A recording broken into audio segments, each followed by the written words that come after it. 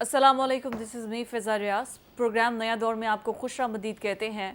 भारत और पाकिस्तान की जंग, ये तनाज़े, कोशिश ये की जा रही है तमाम आलमी दुनिया की जानिब से कि इस मसले को हल करवा लिया जाए। इसी वजह से तो जो तमाम पॉलिटिकल लीडरशिप है पूरी दुनिया की, वो कभी भारत से रब्ते करिए, कभी पाकिस्तान से। अमेरिका ने भी सालिसी का किरदार अदा कर दिया, लेकिन आर्मी चीफ आज अगले मोर्चों पर जाकर पहुंचे और उन्होंने भी ललकार के जवाब दिया है कि हमें कमज़ोर ना समझे, ना हम अपने दुश्मन को कमज़ोर समझते हैं, ना दुश्मन हमें कमज़ोर समझे।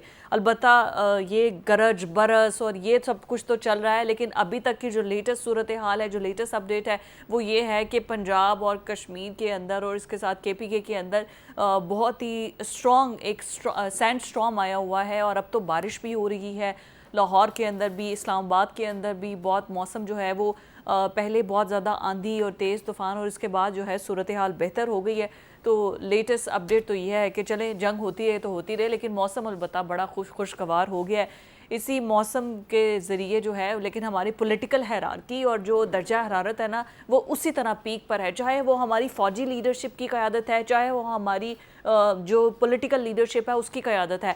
आज भी बड़े बड़े जो हैं वो बातें की गई हैं और ये बताया गया है, दुश्मन को ये बार-बार करवाया गया है कि हमें कमज़ोर ना समझे। वज़ीर आज़म और सदर पाकिस्तान भी बैठे हैं, आर्मी चीफ़ ने भी खिताब किया है और पूरी लीडरशिप, अवाम हो, आर्मी हो, पॉलिटिकल इस्टेब्लिश, कोई भी हो, एक ही पेज पर है सब कि दुश्मन अगर हमें ललकारेगा तो हम उसका भरपूर जवाब देंगे, मुंह तोड़ जवाब देंगे, उसको शिकस्त खानी पड़ेगी। और अगर इसको भारत को बहुत शौक चढ़ा हुआ है और अगर वो चाह रहा है कि अपना शौक एक बार पूरा कर भी ले। दूसरी जानिब एक लेटेस्ट डेवलपमेंट ये हुई है कि अमेरिका और भारत के दरमियान दिफाई मुआहिदा $13 करोड़ का तय पा गया है, क्योंकि ये प्रोग्राम में हमने कल भी डिस्कस किया था कि बड़ी गवर्नमेंट्स हैं जिनकी दिहाड़ियाँ भी लगती हैं। जब जंग होती है ना, बड़े ऐसे कौमें हैं जिनको जंग सूट करती है।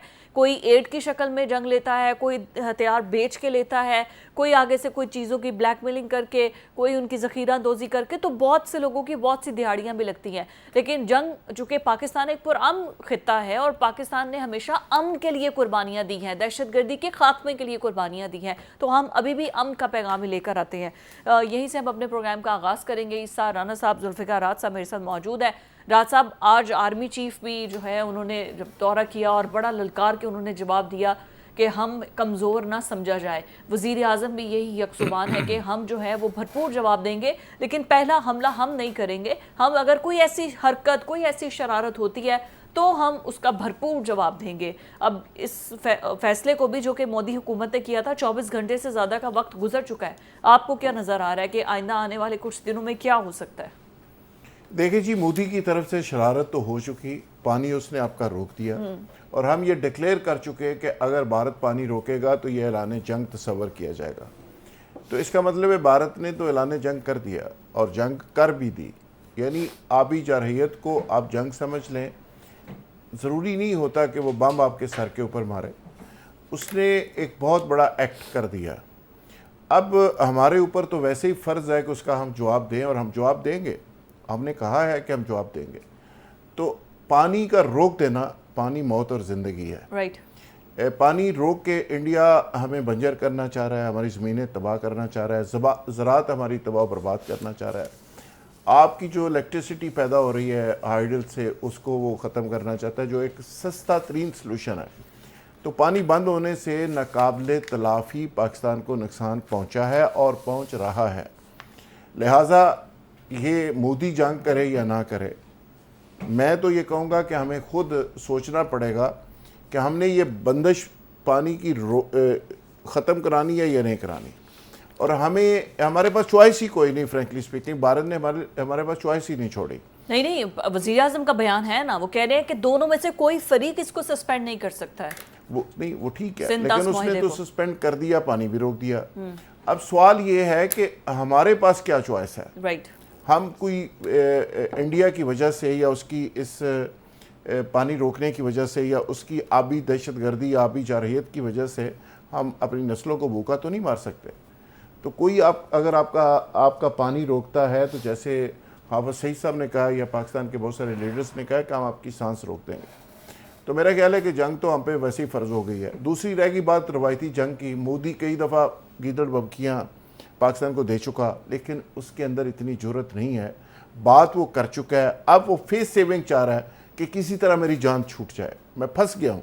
क्योंकि उसको अंदाज़ा ही नहीं था कि पाकिस्तान के साथ अमेरिका पाकिस्तान के इशू पर न्यूट्रल हो जाएगा, ईरान पाकिस्तान के साथ खड़ा हो जाएगा, रशिया पाकिस्तान के पीछे आ जाएगा, चाइना तो वो मेरा ख्याल है कि एक्सपेक्ट ही नहीं कर रहा था फ्रेंकली स्पीकिंग। तो अब इस सारी सिचुएशन जो डेवलप हुई है कि चाइना से बराह रास्त मज़ाइल आपको मिल गए, असला मिल रहा है, सपोर्ट मिल रही है, तो उसके बाद वो बहुत ज़्यादा अपसेट है मोदी। बात वो कर चुका है, अब बात करके सच्ची बात है ना उसे निगली जा रही है ना उसे जान छूट रही है। तो मुझे लगता है कि वो फेस सेविंग चाह रहा है, ठीक है, और वो छोटी मोटी स्ट्राइक करके जान छुड़ाना चाह रहा है। लेकिन जो भी स्ट्राइक करेगा तो आगे से सरप्राइज पूरा मिलेगा, पूरा सरप्राइज दिया जाएगा। और आर्मी चीफ ने भी यही कहा है अपने जवानों के सामने। मुझे बड़ा अच्छा लगा कि कैसे जवानों के अंदर मौजूद थे और उनका जोश और जज्बा। जब फ्रंट से लीडर आके लीड करता है ना, तो वैसे ही आपका दिल बहुत बड़ा हो जाता है। मुझे देखें, आर्मी चीफ साहब पिछले कई दिनों से अपने जवानों के दरमियान है, ताकि उनका मोरल और वो अपने एक जोश जज्बे दबंग अंदाज में उनका मोरल भी बढ़ा रहे हैं, कौम का मोरल भी बढ़ा रहे हैं। लेकिन मुझे ये समझ नहीं आ रही कि ख्वाजा आसिफ जो वज़ीर दिफा हैं वो क्या कर रहे हैं। अब उन्होंने कल फिर एक बयान वो इंटरव्यू दिया है, और उसमें उन्होंने फरमाया कि जी पहले तो उन्होंने बड़े जैसे कोई बंदा घबराया हुआ नहीं होता कि आलमी क़ुव्वतें मुदाखलत करें, भारत को रोकें, एक डरू सा वज़ीर दिफा। और फिर ये कि चलो फिर भारत 2-3 जगह पे जो है ना वो हमले शमले करके अपना गुस्सा ठंडा कर ले। तो फेस सेविंग तो दे दी उन्होंने ख्वाजा आसिफ ने। हाँ। कि आप ऐसे कर लें, फेस सेविंग हो जाएगी। ख्वाजा आसिफ ने ये बात कही है? जी, तो मैं को पल्लियो कह रहे हैं, तो क्या कहते हैं, बड़ी हैरानकुन बात है कि वो खुद ही कह रहा है कि जी स्ट्राइक कर ये कल उन्होंने अब्दुल मालिक के प्रोग्राम में गुफ्तगू की है कि ये सारा कुछ, उसमें उन्होंने ये फरमाया है। तो अगर हमारा वजीर आर्मी चीफ हमारे बहादुरी से ये कह रहे हैं कि जनाब अली अगर हमारी तरफ कोई अक्खा कटेगा असी अक्खा कट देंगे, और हमारा वजीर दिफा फेस सेविंग दे रहा है और दुनिया को इस तरह तरले मिनते कर रहा है जैसे हमको डर रहे हैं किसी से। हम क्यों डरें? आज भी जो ऐवान सदर में मीटिंग हुई है उसमें कहा जी तहकीकात कर ले। भाई क्यों करवाए हम तहकीकात? जब एक वाकया हमने हमारे से हुआ ही नहीं है तो हम इतना डिफेंसिव क्यों होने के अब कटहरे में खड़े होते हैं बार बार कि जी तहकीकात कर ले, तहकीकात कर ले, तहकीकात कर ले। क्यों कर ले भाई? क्या जाफर एक्सप्रेस की तहकीकात हुई? क्या कोयटा के अंदर बम ब्लास्ट की तहकीकात हुई? क्या पाकिस्तान के अंदर जो इतने बड़े बड़े वाकयात हुए उनकी तहकीकात की किसी ने? तो हम क्यों कह देते हैं हर दफा?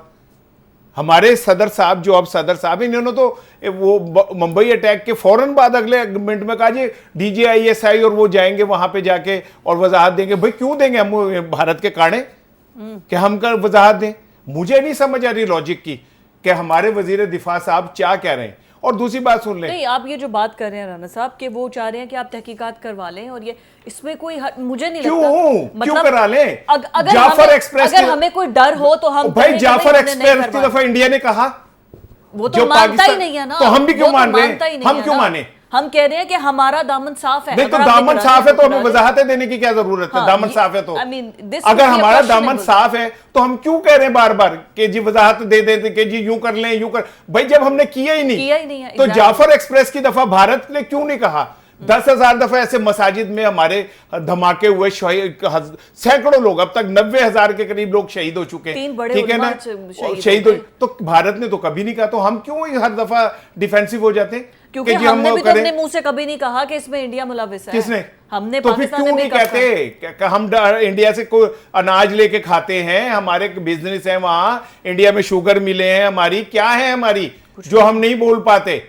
और दूसरी बात सुन लें, ये को पानी बंद करना कोई ये टूटी नहीं है कि भारत टूटी बंद करेगा तो पानी बंद हो जाएगा। पानी बंद करना मुमकिन ही नहीं है, ठीक है ना?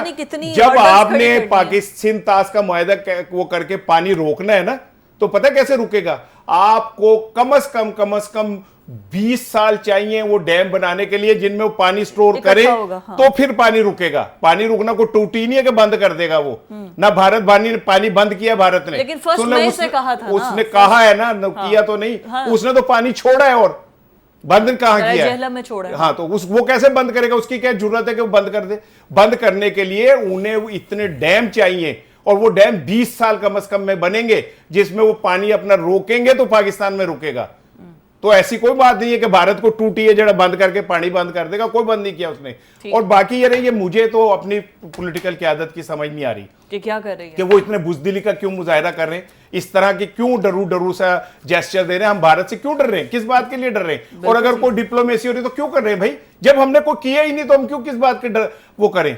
ले जी, जो सदर साहब की, वजीर आजम साहब की, नायब वजीर आजम भी मौजूद थे, ये बैठक हुई है और इसमें मतलब वही कहा है कि हम वजाहत यही आई है कि भाई करवा ले, अगर इन्होंने करनी है तो हम पहला हमला नहीं करेंगे, हम सिर्फ अपना दिफा करेंगे। बात तो ठीक है, इट इज लॉजिकल। दो चीज़ों की वजाहत बड़ी ज़रूरी है। पहली चीज़ तो यह है कि मैं कोई उनका तर्जुमान नहीं हूँ, लेकिन ख्वाजा आसफ का मैंने 2 स्टेटमेंट्स हैं पिछले 24 घंटों में, और उसने बड़ा कैटेगोरिकली कहा है कि इंडिया ने अगर जारहियत की तो हम मुंह तोड़ जवाब देंगे। राइट।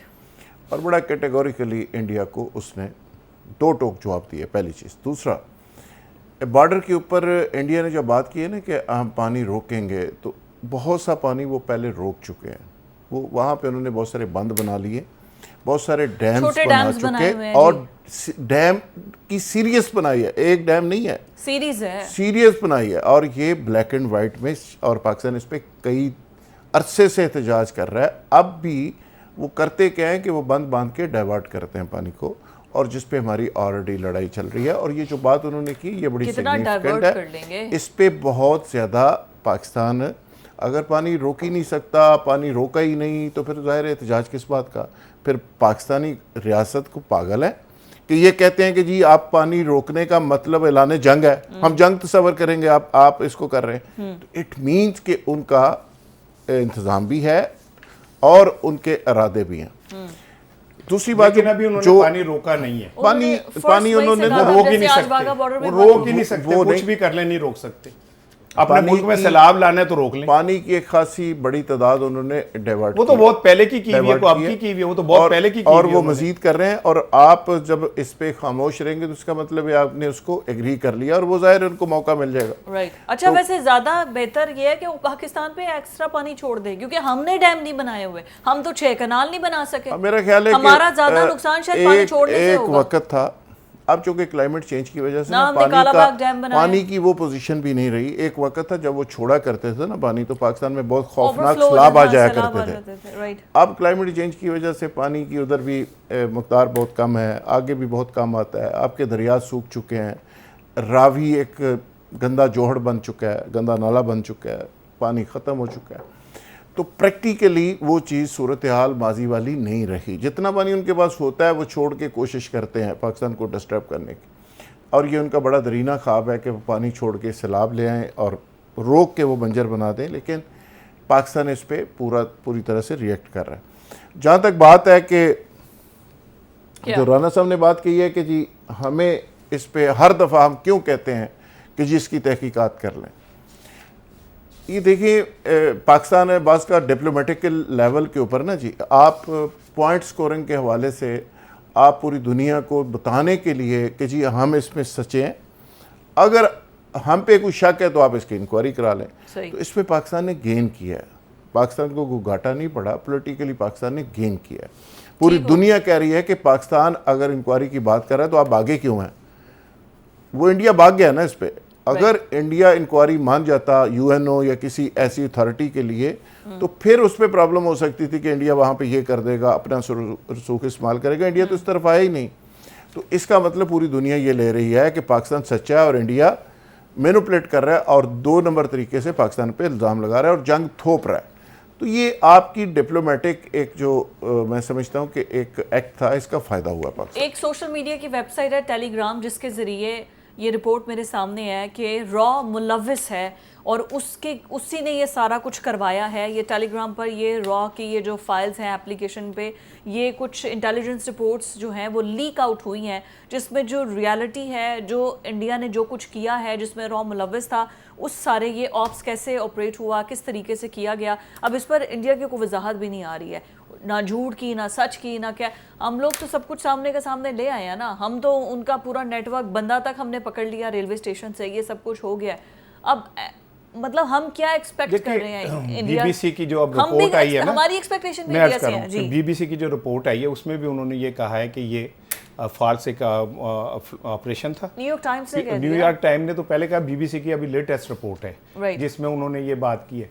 पूरी दुनिया खुद इंडिया को एक्सपोज कर रही है, ठीक है, हमें भी इंडिया को एक्सपोज करना चाहिए। ये दावत नहीं देनी चाहिए कि जी हमें कटहरे में खड़ा करें, साड़ा बयान हल्फी लोगों, ठीक है ना, हमारा बयान हल्फी ले, ऐसी कुरान चुकने ऐसी नहीं। भाई क्यों करें हम ऐसा? यहाँ पे अगर मोबाइल चोरी हो जाए तो मैं अपने भाई जुल्फकार की तरफ देखूं तो क्या अल्लाह दी कसम मैं नहीं चुकिया, भाई मुझे आप पे शक ही नहीं है, तो आप क्यों इस बात में डिफेंसिव होते? तो हमें भी एग्रेसिव खेलना चाहिए। कोई जरूरत नहीं है हमें भारत को वजाहतें देने की, ठीक है। माजी में उस पूरी दुनिया जानती है कि भारत एक इंटरनेशनल टेररिस्ट है। क्या उसने कनाडा में जाके नहीं बंदे मारे? क्या उसने अमेरिका में जाके बंदे नहीं मारे? ठीक है, इवन ये कि हमारे पाकिस्तान के अंदर बहुत सारी चीजें सबूत हैं हमारे पास जो उसने आके यहाँ किया। तो क्या भारत को हमने कभी कहा कि तुम कटहरे में खड़े हो वजाहतें दो? तो हम क्यों दें? दूसरी बात सुन ले, के टाइम पे उसे कटहरे में खड़े नहीं, ठीक है ना, हमने तो उन्हें जिस तरह सेलिब्रेट किया वो भी कोई ढकी चुकी बात नहीं है, वो छोड़ दें। लेकिन मुलाकात वाली बात कर रहे हैं, जो मुलाकातें वो तो चले कौंसलर रसाई हमें देनी थी जिनेवा कन्वेंशन के तहत, वो तो हमें देनी थी, लेकिन इसके बावजूद इंसानी हकूक सारे हमारे ही हैं, ठीक है। जो वहां पे आप इसके छोटा सा मैं दे रहा हूँ, कल एक क्लिप देख रहा था कि वो एक भारतीय सहाफ़ी है, वो गया श्रीनगर और उसने वहां जाके लोगों के मिन्नते तरले कर ली कि वो एक जुमला पाकिस्तान के खिलाफ कह दें, ठीक है। वो एक ही जुमला कहते थे कि भाई जब 7 लाख फौज आपकी खड़ी है तो ये वाकया कैसे हो गया, ठीक है ना। मैं डे 1 से कह रही हूँ ये उनका फेलियर है, तो फिर ये हमें फेलियर को उजागर करना चाहिए, ठीक है। हमें यह नहीं करना चाहिए कि पायनसी आओ जी ऐसी कसम खा लेने, भाई हम नहीं खाएंगे कसम, तुम लोग ये किया सारा ड्रामा, उसको एक्सपोज करना हमारा काम है, ठीक है। और दूसरी बात यह है कि ये जो पानी वाला इशू है ना, देखें भारत ने जब यह मुकदमा हमारा गया ना आलमी अदालत में, तो मैं तो चूंकि थोड़ा थोड़ा पढ़ लेता हूं कभी कभी, तो आलमी अदालत में हमारा केस इसलिए हार गए हम कि जनाब उन्होंने कहा ये पानी स्टोर ही नहीं कर सकते, तो ये हमें पे क्या करें? वो 15 बिलियन पानी हम वैसे जाया कर देते हैं, 15 बिलियन डॉलर का, ठीक है ना। और पता नहीं कितने करोड़ क्यूसिक है जो पानी हम गैलन जो है जाया करते हैं। तो हमें पहले अपनी तरफ तवज्जो देनी चाहिए। आज ये बारिशें हुई है ना, हमारे पास काश कोई ऐसा मैकेनिज्म होता कि इस पानी को हम स्टोर करते। हमारा जो ये सतह जमीन का पानी का लेवल है वो नीचे जा रहा है, क्या हम इस पे काम कर रहे हैं? कभी हमने इस पे गौर किया कि इसे कैसे रोकना है? कमजोर हो रही है, ठीक है। इस वक्त हम फिजिकली जो सिंध है खुश्क साली का शिकार है, 54% फसलों को पानी अवेलेबल नहीं है। पंजाब के अंदर अब जो फसल खरीफ की आने की कौन सी आनी है उसमें ये होगी। तो हमने कब अपनी तरफ तवज्जो दी है? कालाबाग डैम से लेके कौन सा डैम है जो हमारे पास फिजिबल नहीं था और नहीं बना सके? हम सिर्फ डैम फूल्स हैं और हम बना भी नहीं सकते। हमने तो केनाज वाला मंसूबा भी बंद कर दिया है। जैसे ही कोई मंसूबा लॉन्च होता है उसको इतना मैनिपुलेट किया जाता है कि फिर पानी स्टोरेज का आप नाम भी नहीं ले सकते हैं। एक ब्रेक पर मुझे जाना है, stay with us. Welcome back जी। पाकिस्तान की तमाम जो पॉलिटिकल लीडरशिप है, जैसे हम पहले बात कर रहे थे कि अगर हमारी आर्मी और उनकी जानिब से भी एक दबंग किस्म के बयानात दिए जा रहे हैं, तो आज सदर ममलिकत और वज़ीर आज़म शहबाज शरीफ के दरमियान भी मुलाकात हुई है, मुंह तोड़ जवाब देने की बात हुई है।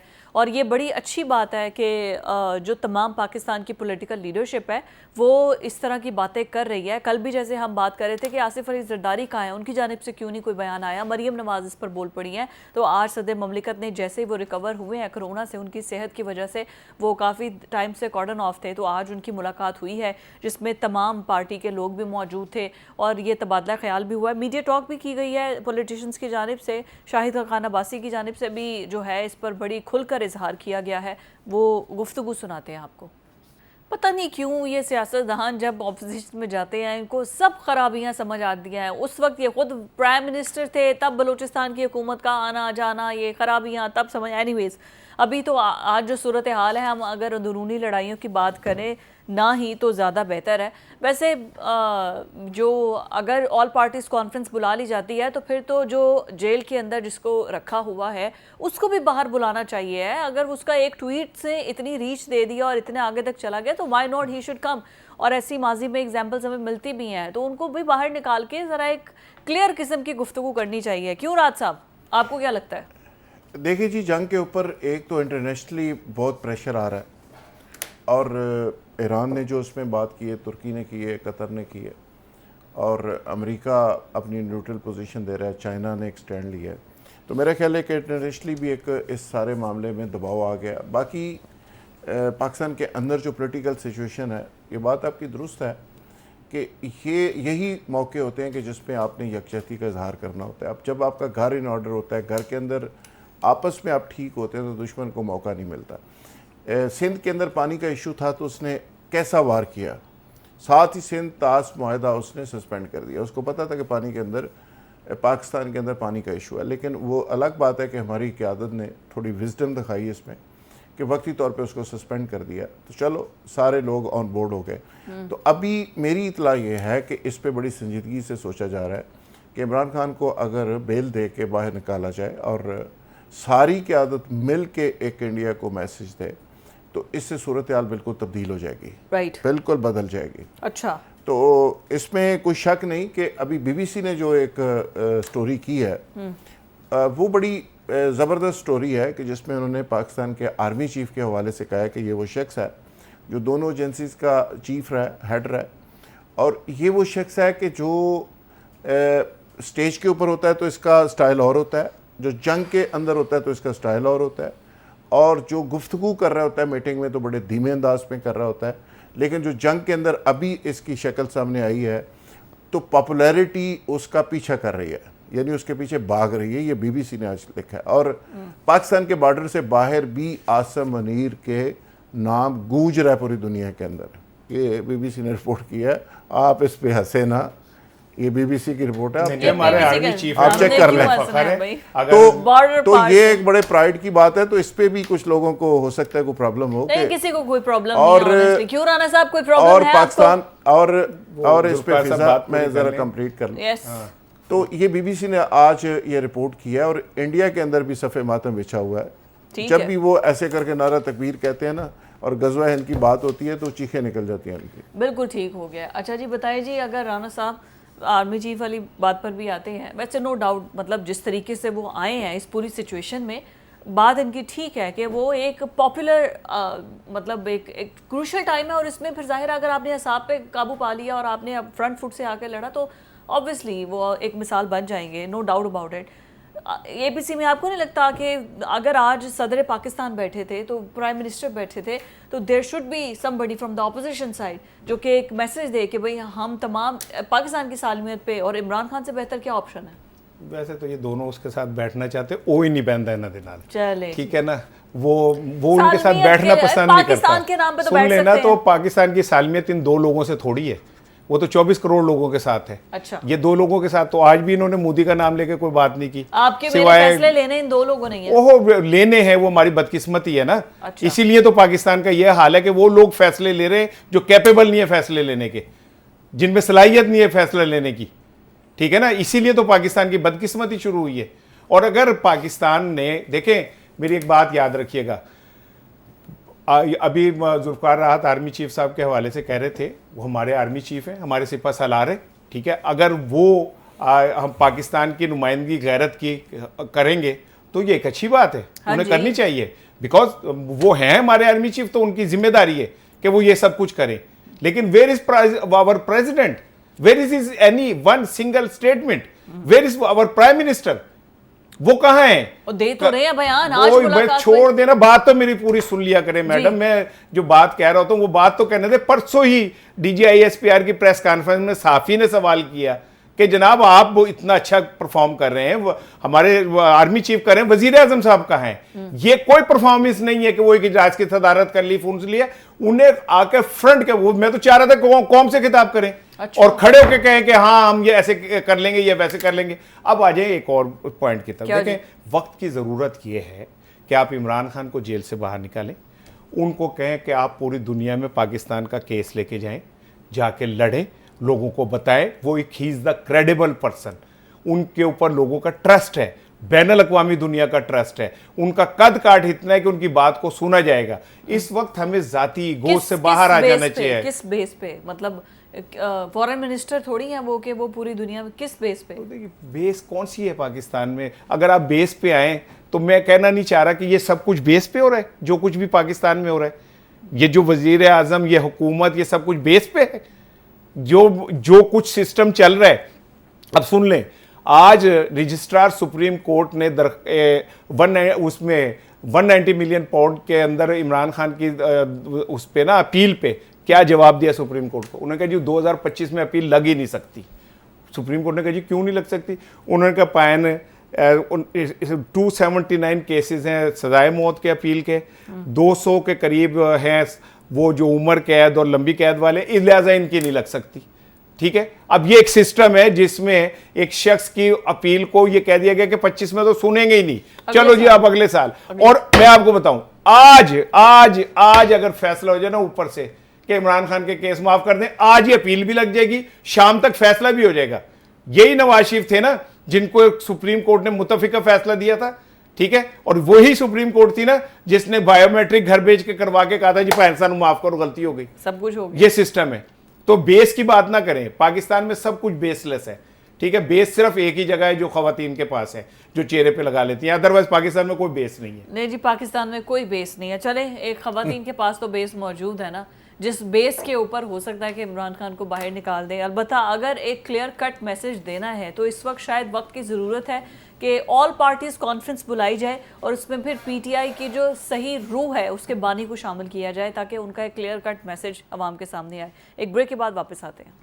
ब्रेक के बाद आपको खुश आमदीद कहते हैं। 1 मई यौम मई के नाम से, यौम मई से मंसूब है ये मज़दूरों का आलमी दिन। मज़दूर अपने जो पूरा साल कमाई करते हैं, मेहनत करते हैं रोज़गार कमाने के लिए, वल्लाह लेकिन पाकिस्तान के अंदर ये सूरत हाल है कि आज के दिन जहाँ उनके लिए सेमिनार मुनक्किद हो रहे हैं, जहाँ उनके लिए बड़ी आवाज़ें उठाई जा रही हैं, वो आज भी ख्वार हो रही हैं। फिर वो मज़दूर एक वही नहीं है, एक दिहाड़ीदारी मज़दूर नहीं है, या फिर जो कोई जो काम कर रहा है हाथों से वही मज़दूर नहीं है। हर शख्स जो कि मेहनत से अपना रिस्क कमा रहा है वो मज़दूर है। और फिर उसके बाद उसके हुकूक ही अगर पूरे नहीं हैं या उसको गवर्नमेंट फैसिलिटेट नहीं कर रहा, या फिर ये देखिए कि जिस जगह पर वो, जिस इदारे में वो काम कर रहा है, अगर उसको वहीं पर कोई फैसिलिटेशन नहीं मिल रही है तो फिर ऐसे बड़े बड़े सेमिनार करवाने का गवर्नमेंट लेवल पर या छुट्टी अनाउंस कर देने का क्या ही फ़ायदा है। बस बैंक्स बंद हैं, सरकारी दफातर बंद है, बस एक छुट्टी के तौर पर हम मना रहे हैं।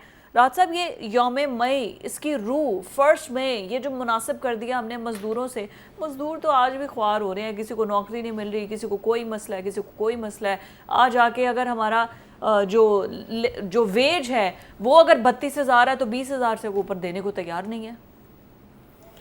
बिल्कुल आपने सही कहा कि यौम मई की जब आप बात करते हैं तो इसका मतलब ये है कि मज़दूरों के लिए ना सिर्फ आवाज़ बुलंद करें बल्कि प्रैक्टिकली उसमें हिस्सा भी डालें। आज लेबर डे है लेकिन आज के दिन भी मज़दूरों की जो हालत है वो काबिल रहम है। इसलिए तो कहते हैं कि यौम मज़दूर पर सिर्फ पोस्टें ना लगाएं बल्कि मज़दूर का हाथ थामें और उसको साथ लेके चलें, क्योंकि कौमें पोस्टों से या वज़ीरों से या मशीरों से या प्रोटोकॉल से नहीं बनती बल्कि मज़दूरों से बनती हैं। मज़दूरों की हड्डियों से निकलता हुआ जो पसीना है वो वतन की बुनियाद होता है। और इस बात को समझने की ज़रूरत है कि वर्कर को और मज़दूर को हमेशा साथ लेके चलें, क्योंकि उस बेचारे का हर दिन जो है वो लेबर डे होता है। राइट। और मज़दूर लेबर डे को मैं राना साहब को भी सुना रहा था कि मैं चाहूँगा कि एक नए अंदाज में आज मेरे किसी अजीज़ दोस्त ने एक मैसेज भेजा है जी। उसने बाप के हवाले से एक बड़ा ही ज़बरदस्त मुझे 4 लाइनें भेजी हैं, मैं चाहूँगा कि वो भी मैं पेश कर दूँ। उसने कहा बाप भी एक मज़दूर ही होता है, बाप भी एक मज़दूर होता है, वो शख्स जो थकन के बावजूद मुस्करा कर दरवाज़ा खोलता है, जो अपने ख्वाब कुर्बान करके बच्चों के ख्वाब पूरे करता है, जिसके हाथों की सख्ती में मोहब्बत छुपी होती है, जो दिन भर की मशक्क़त के बाद भी सुकून तलाश नहीं करता, वो बाप जो खामोशी से सह जाता है सिर्फ इसलिए कि इसके बच्चों के चेहरे पर खुशी रहे। वाकई बाप एक मज़दूर होता है जिसकी मजदूरी सिर्फ मोहब्बत होती है। बिल्कुल, बहुत तो बाप भी एक तरह से इसी चीज़ का एक हिस्सा है अगर समझा जाए। राणा साहब ने बहुत खूबसूरत, राहत साहब बहुत खूबसूरत। और वैसे भी बाप का जो कद काठ है या मुकाम है उसको झुटलाया तो नहीं जा सकता। उसकी मजदूरी सिर्फ मोहब्बत होती है। और पता है हम सारे ये, खैर बात यौम मजदूर से कहीं और चली जाएगी कि वो किसी से शिकवा भी नहीं कर सकता। कोई ऑफिस में कोई बात होती है, जहाँ काम कर रहा है, नौकरी में कोई मसला हो गया कुछ, वो किसी से थोड़ी शिकवा कर सकता है। उससे मुस्कुराते हुए घर वैसे ही नहीं देखे उसकी तो फिर ये भी है कि वो बेचारा सारा दिन घर से दुनिया का काम करता है, घर जाके फिर उसे बर्तन भी धोने पड़ते हैं। तो बाप की तो अजमत को कोई बंदा इनकार नहीं कर सकता, जो सही बात है। ठीक है ना, सही बात है। हाँ, वहाँ मतलब यहाँ पे भी उसे एक बॉस का सामना होता है, वहाँ पे भी एक बॉस का सामना, दो मिजालम साहब अपने माफी कोई नहीं होती, आम लोगों की गल करो। अच्छा, लेकिन मैं ना ये आज का जो योम मई है ना जी, ये मैं रफ़ीक जूस वाले के नाम करना चाह रहा हूँ। वो मेरे पास कल आया, मैंने वो जो रफ़ीक जिसकी रेडी उठा ली गई है ना, और जिसके पास पैसे नहीं है कि वो मरियम साहिबा वाली रेडी के पैसे दे के वो लगा सके, वो कल मेरे पास आया। बड़ा खुददार सा आदमी है और आके बैठ गया। तो मैंने फील किया वो कुछ कहना चाह रहा है, तो मैंने ज़रा उसको बातें करके ज़रा थोड़ा पैम्पर करके उसको हौसला बढ़ा। मैंने कहा क्या बात है? तो वो मुझे काफ़ी अरसे से कह रहा है कि मुझे रेडी दिलवा दें, जो कॉरपोरेशन लाहौर कॉरपोरेशन वाले उठा के ले गए। तो मैं मेरी तो कोई आवाज़ कहाँ कोई सुन सकता है, और वो तो अफसर हैं जो बल्दिया के अंदर बैठे हुए लोग हैं, वो तो बहुत बड़े अफसर हैं। उनको इनसे कोई गरज नहीं है कि कोई बंदा मर जाएगा, उसके बच्चे भूखे मर जाएंगे, उसके घर में रोटी नहीं पकेगी, वो फाके करते हुए मर जाएगा या वो खुदकुशी कर लेगा। उनको उस रेड़ी के ऊपर लगी हुई तस्वीर से मतलब है जो होनी चाहिए, और अगर नहीं है तो रेड़ी नहीं लग सकती। मुझे कहता कि मैं क्या करूं, मैं स्कंजवी लगाना चाहता हूं, तो ये वो व्हाटएवर आगे की कहानी मैंने सुनाना चाहता हूं क्या हुआ। लेकिन ये बड़ा फैशन है मजदूर पे बात करना। मैं चूंकि खुद अपनी ज़िंदगी के 15-16 साल मजदूरी की है, मैंने बसों में अखबार बेचे हैं, मैंने रेड़ियाँ लगाई हैं, मैंने मकान बनाया बतौर मजदूर, तो मैं इस दुख को बहुत अच्छी तरह समझ सकता हूँ। ठीक है ना, तू कादरे मुतलिक है मगर तेरे जहाँ में है तल्ख बहुत बंदा है मजदूर के औकात। इतने हमारे औकात आप सोच नहीं सकते।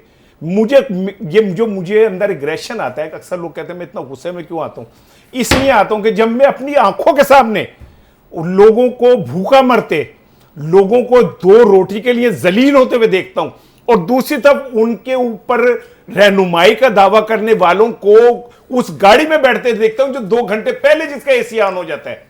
ठीक है, जिसके 1 लीटर पेट्रोल से उस मजदूर के घर की 1 दिन की रोटी बनती है जी। और जब वो ये कहते हैं ना कि हम हैं खादिम आला, हम हैं इनके मुहाफिज, तो मुझे शर्म आती है ऐसे मुआशरे के ऊपर। मेरा दिल करता है मैं लानत भेजूं ऐसे मुआशरे के ऊपर जो इतना अंधा है, इतना मजबूर है कि वो उन जालिमों के नाम भी नहीं ले सकता डरते हुए। आप कहते रहे नाम लोग नहीं ले सकते, तो मैं तो इन मजदूरों को देखा हुआ है, ये सब फैशन है। हम भी तो मजदूर ही है ना, मेरी टाई की तरफ ना जाए, इसकी कोट की तरफ ना जाए, हम भी तो मजदूर है ना, सही बात है। अपनी मजदूरी करते हैं, बोलते हैं, और इसके लिए कितने रिस्क लेते हैं आप कोई सोच ही नहीं सकता। बिल्कुल, एब्सोल्युटली, ठीक है ना। और एक शेर मैं आपको सुनाना चाह रहा हूं। वो कहता है कि ये मैं हुक्मरानों को मुखातिब करके कह रहा हूं कि अकड़ अकड़ के ना फुटपाथ पे चलो इतना, वाह, अकड़ अकड़ के ना फुटपाथ पे चलो इतना, यहाँ पे रात को मजदूर ख्वाब देखते हैं। बिल्कुल, बहुत खूबसूरत।